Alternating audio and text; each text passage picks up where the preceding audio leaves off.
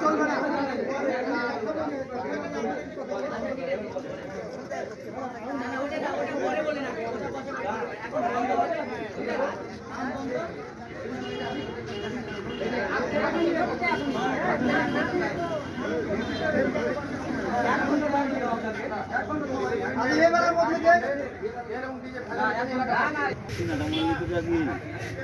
হাতি জীবন মেরে ফেলেছিল মাল।